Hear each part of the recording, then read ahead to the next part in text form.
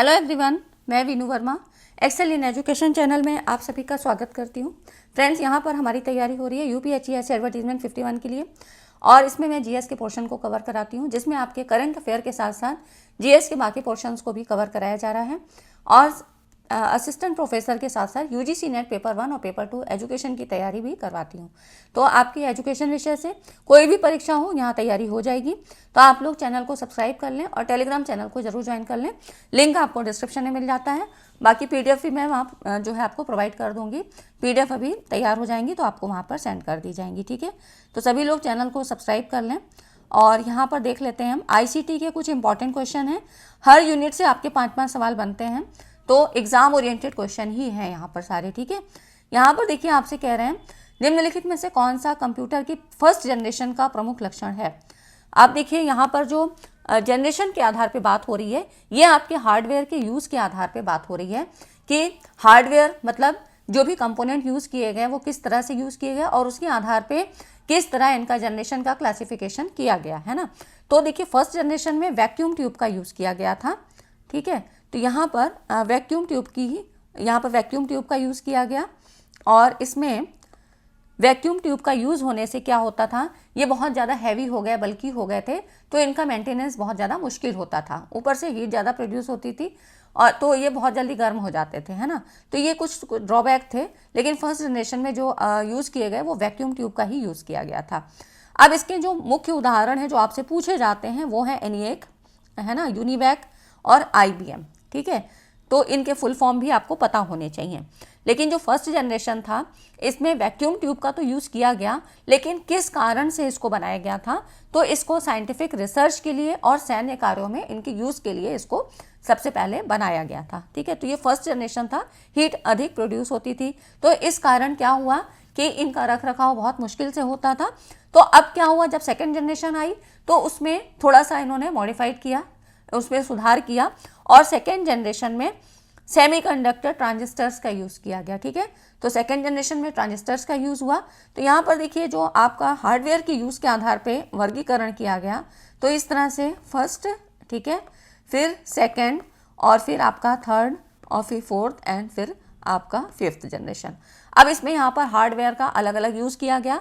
तो first generation में vacuum tube का हुआ, सेकेंड जनरेशन में सेमीकंडक्टर ट्रांजिस्टर का, ठीक है, यहाँ पर ट्रांजिस्टर, और थर्ड जनरेशन में आपका IC chip, integrated circuit chip जो है IC chip, integrated circuit chip use हुआ। फोर्थ जनरेशन में माइक्रो प्रोसेसर का हुआ और फिफ्थ में आपका यहाँ पर जो फिफ्थ जनरेशन हुई इसमें यूएलएसआई, है ना, यहाँ पर अल्ट्रा लार्ज स्केल इंटीग्रेशन और सुपर लार्ज स्केल इंटीग्रेशन। ठीक है, ये सब यहाँ पर यूज़ हुआ। मतलब माइक्रो प्रोसेसर के बाद आपका जो अल्ट्रा लार्ज और यहाँ पर चिप्स का भी यूज़ हुआ, मतलब माइक्रो प्रोसेसर चिप्स का यूज़ हुआ, तो ये और ज़्यादा मॉडिफाइड रूप में आए फिफ्थ जनरेशन में। ठीक है, तो ये हो गया आपका हार्डवेयर के यूज़ के आधार पे। तो आपके ये जो इसके एग्जाम्पल हैं फर्स्ट जनरेशन में जो इनका यूज़ किया गया, इनिएक, यूनिवैक और आईबीएम। इनिएक का फुल फॉर्म क्या है, electronic numerical integrator and calculator, ये कई बार आपसे पूछे जाते हैं। ठीक है, यूनिवैक क्या है, यूनिवर्सल ऑटोमेटिक कंप्यूटर, पहला जो कमर्शियल कंप्यूटर था ये। IBM international business machine. ठीक है, तो ये आपको पता होने चाहिए कि क्या क्या चीज़ें, इनका फुल फॉर्म ज़रूर पूछा जाता है। तो इतना समझ में आया कि फर्स्ट जनरेशन सेकेंड जनरेशन क्या फ़र्क था। ठीक है, अब देखिए फिर है आपका अगला जो क्वेश्चन है, कौन सा कंप्यूटर की फोर्थ जनरेशन का उदाहरण है। तो फोर्थ जनरेशन में मैंने आपको बताया कि इस समय तक माइक्रो प्रोसेसर का यूज़ होने लगा था। ठीक है, सेकेंड जनरेशन में क्या हुआ, ट्रांजिस्टर का यूज़ हुआ और फिर थर्ड जनरेशन आईसी चिप, जो आप देखते हैं आईसी इंटीग्रेटेड सर्किट चिप, इसमें क्या है, देखते हैं ना आजकल इतनी बड़ी पीसीबी होती है, प्रिंटेड सर्किट बोर्ड, और यहाँ बहुत छोटे छोटे यहाँ पर कंपोनेंट्स लगे होते हैं, तो यही हो जाती है आईसी चिप। ठीक है, अब उसके बाद देखिए यहाँ पर है अगला जो क्वेश्चन है, फादर ऑफ कंप्यूटर्स किन्हें कहा गया, तो ये चार्ल्स बैबेज को कहा गया है। ठीक है, इसमें कुछ भी बताने जैसा नहीं है। अब यहाँ पर देखते हैं, देखिए सबसे आम इनपुट डिवाइस वो क्या है, मतलब जिनको हम आप जनरली यूज़ करते हो वो इनपुट डिवाइस है कीबोर्ड और माउस। ठीक है, अब इनपुट डिवाइस की अगर हम बात करें तो इनपुट का मतलब क्या होता है, कंप्यूटर में डेटा तथा इंस्ट्रक्शन को देने का कार्य इनपुट कहलाता है। कोई चीज़ आप यहाँ से भेज रहे हो, ये हो जाता है इनपुट। ठीक है, ये इनपुट हो जाता है, फिर यहाँ प्रोसेसिंग होगी और यहाँ पर फिर हमें आउटपुट मिलता है। ठीक है, तो इस तरह से काम होता है। और इनपुट जो है इनपुट यूनिट के द्वारा किया जाता है। तो इनपुट डिवाइसेस कुछ होती हैं, ये इनपुट डिवाइसेस होती हैं और यही इसी में आपका कीबोर्ड और माउस, यहाँ से जब आप कुछ यहाँ पर कर्सर के थ्रू अपना करते हो, भेजते हो, फिर वो प्रोसेसिंग होता है, मतलब वो कंप्यूटर उस चीज़ को पढ़ता है, आपके इंस्ट्रक्शन जो आपने दिया, और फिर वहाँ पर प्रोसेसिंग होती है, फिर आउटपुट जो है मिलता है। ठीक है, तो इस तरह से ये हो जाता है इनपुट डिवाइस, मतलब कीबोर्ड और माउस यहाँ पर जो है यूज़ होती हैं इनपुट के थ्रू। और कौन कौन सी होती हैं, तो इनपुट डिवाइसेस में आपके जैसे कि कीबोर्ड हो गई, माउस हो गई, जॉयस्टिक हो गई, टच स्क्रीन, आप टच फ़ोन यूज़ करते हो, माइक्रोफोन, कुछ बोल के अगर आपने वहाँ पर इनपुट दिया उसमें, ठीक है, स्कैनर हो गया, और आपके MICR, ठीक है, तो ये सारी चीज़ें आपकी इनपुट डिवाइसेस होती हैं। और भी होती हैं, तो ये सब आपके इनपुट डिवाइसेस होते हैं जिनसे आप डाटा फीड करते हो। इनपुट डिवाइस के कार्य क्या होते हैं, डाटा इंस्ट्रक्शन को स्वीकार करना, ठीक है, जो भी आप डाटा सेंड कर रहे हो या इंस्ट्रक्शन दे रहे हो उसको वो लेगा, है ना, और फिर बाइनरी कोड में बदलेगा, क्योंकि कंप्यूटर हमारा क्या है, कंप्यूटर हमारा बाइनरी डिजिट मतलब 0 और 1 को ही पढ़ता है, तो इसको बाइनरी कोड में बदलेगा और फिर यहाँ पर बदले हुए कोड को कंप्यूटर सिस्टम को देगा। ठीक है, तो ये इनपुट डिवाइसेस के काम होते हैं इनपुट यूनिट के द्वारा। आउटपुट डिवाइस क्या होती है, प्रोसेसिंग के पश्चात, जैसे इनपुट में आप दे रहे हो, अब आउटपुट में कैसे मिलेगा, प्रोसेसिंग के पश्चात प्राप्त जो परिणाम होता है यूजर तक जो पहुंचता है वो हमको आउटपुट डिवाइस के थ्रू मिलता है। ठीक है, जैसे मॉनिटर पे आप कोई चीज़ जब देखते हो तो ये मॉनिटर क्या हुआ, आपका ये जो है आउटपुट डिवाइस हो गया। ठीक है ना, तो इस तरह इनपुट डिवाइस और आउटपुट डिवाइस ये आपको पता होना चाहिए, यहाँ से एक क्वेश्चन जरूर बनेगा। CPU के लिए सिंपल मैथमेटिक्स का काम कौन करता है, तो ये आपका ALU करता है, अर्थमेटिक लॉजिक यूनिट। CPU क्या है, CPU सेंट्रल प्रोसेसिंग यूनिट, इसी को हार्ट या ब्रेन ऑफ कंप्यूटर भी कहते हैं। कभी आपसे सीधा ऐसे पूछा जाए कि ब्रेन ऑफ कंप्यूटर किसको कहा जाता है, तो ये CPU है, सेंट्रल प्रोसेसिंग यूनिट।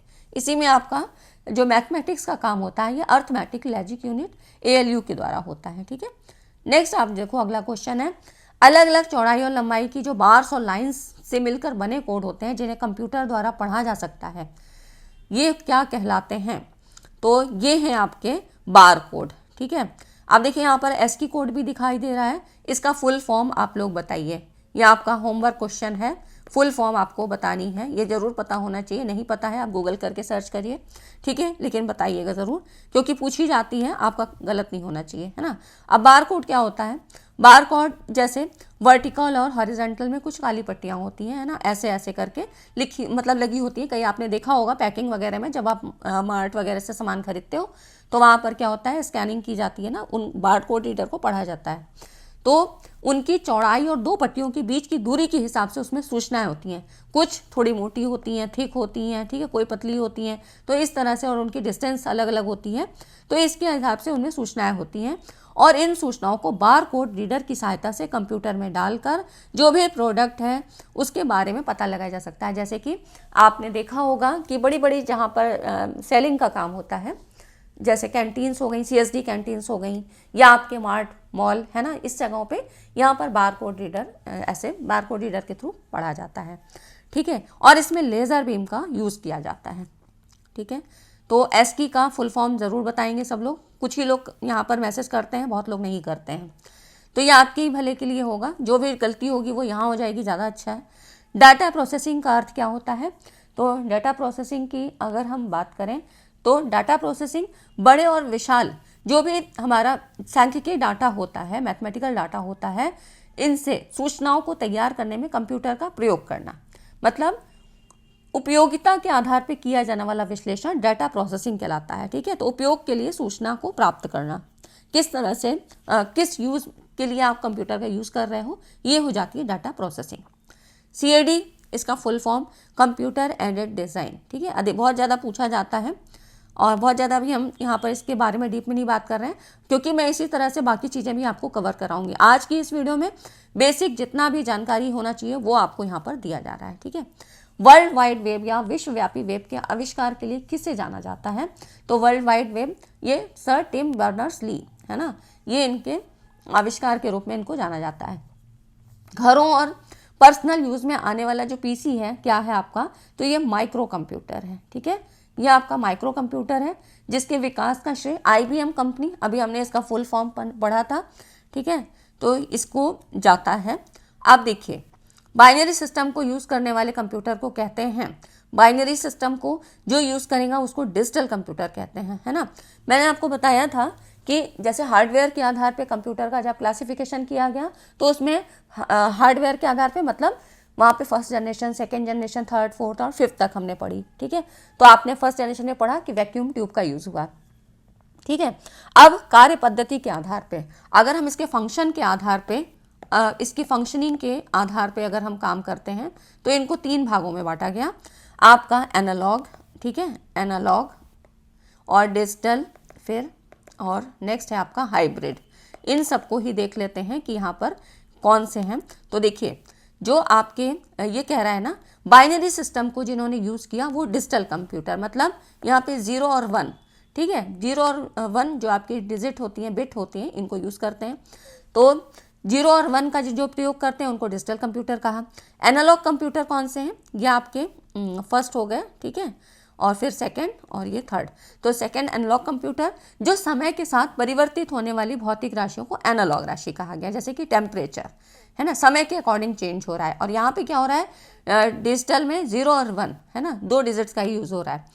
एनालॉग में क्या होता है, जैसे टेम्परेचर, है ना, चेंज होता है, समय के साथ चेंज हो रहा है, वेरी कर रहा है, कोई प्रेशर है, वोल्टेज है आपका, फ्लक्चुएट करता है, तो ये आपके एनालॉग कंप्यूटर हो जाते हैं।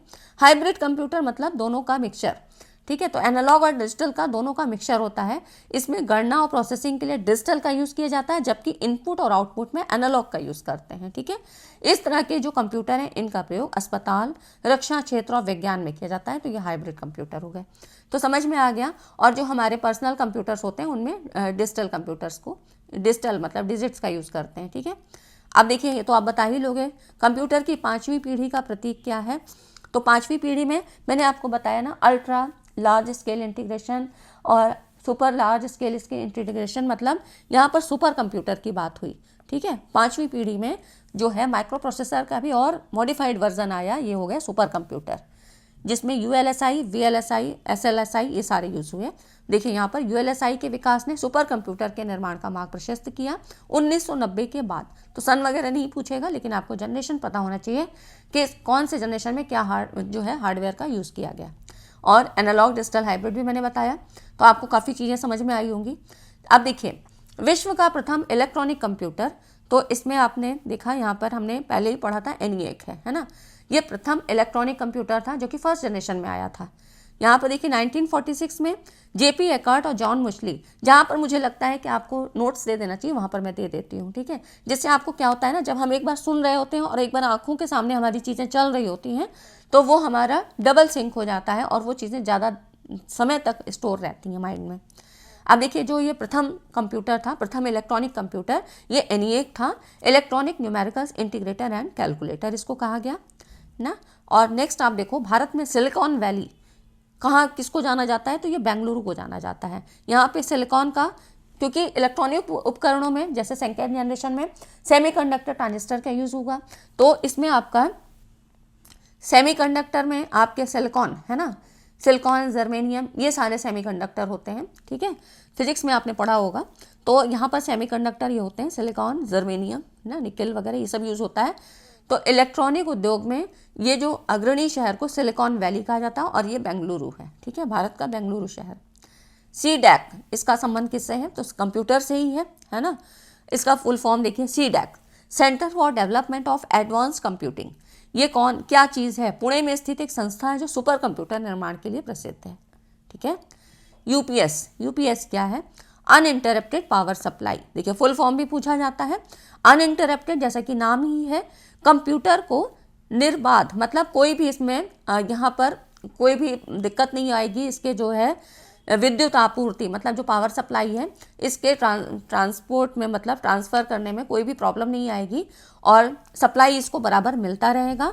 तो आपूर्ति सुनिश्चित करता है, मतलब अचानक अगर सप्लाई बंद भी हो जाए या कार्यों के समाप्त होने और हार्ड डिस्क खराब होने के खतरे से ये बचाता है ना। तो ये अनइंटरप्टेड पावर सप्लाई होती है UPS। इसका ये काम होता है कि कंप्यूटर को निर्बाध विद्युत आपूर्ति सुनिश्चित करता है और अचानक सप्लाई बंद हो जाने पर कार्यों के समाप्त होने और हार्ड डिस्क खराब होने के खतरे से भी बचाता है। ठीक है, तो ये हो जाता है। फिर अब अगला जो क्वेश्चन है आपका CPU, इसका कौन सा भाग आकलन करता है और निर्णय लेता है? तो CPU का अर्थमेटिक लॉजिक यूनिट। ठीक है, इसके बारे में थोड़ा सा आगे अभी आपको मैं बताती हूँ।